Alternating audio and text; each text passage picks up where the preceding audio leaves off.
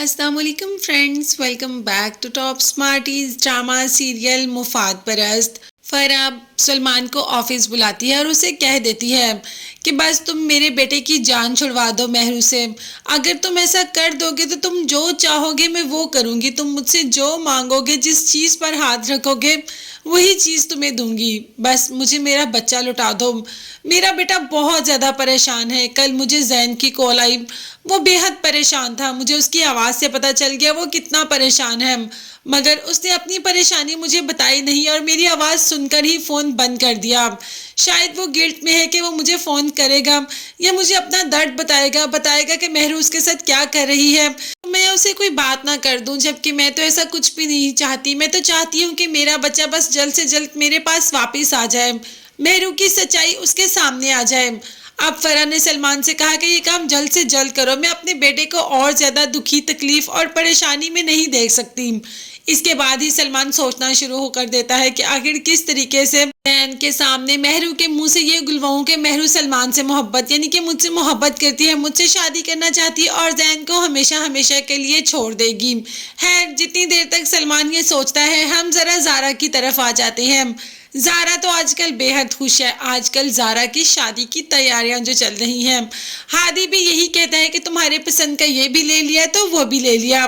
दूसरी तरफ मरियम जो कि जारा के घर जाती है तो अपने ऊपर पड़ने वाली रेहान की नज़रों से अपने आप को बचा नहीं सकती।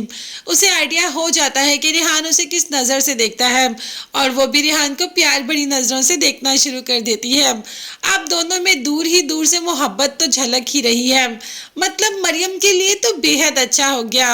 हादी जो कि उसका कभी था ही नहीं और रेहान जो कि सिर्फ उसी का है, वो मरियम को बहुत पसंद करता है और अनकरीब रेहान और मरियम की शादी भी हो जाएगी, क्योंकि रेहान की माँ भी मरियम को बेहद पसंद करती है।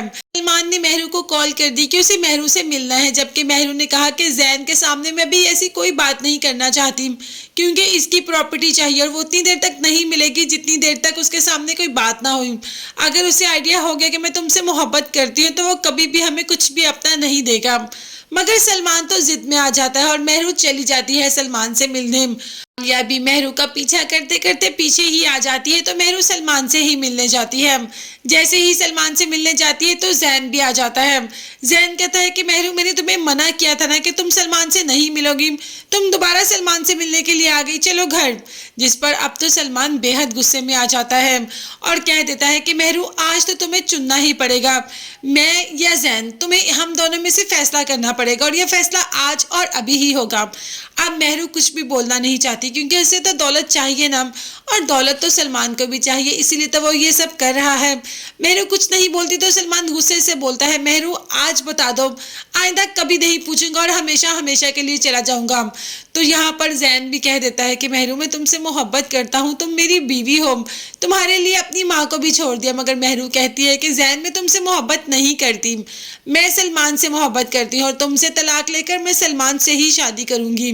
तो फिलहाल मेरे रास्ते में आना बंद कर दो और मेरी जान छोड़ दो। अब आलिया ये सब सुन रही होती है। आलिया इतना समझा चुकी है महरू को, मगर महरू को तो किसी की कोई भी बात समझ में ही नहीं आती। अब तो जैन के सामने सारी सच्चाई आ ही गई।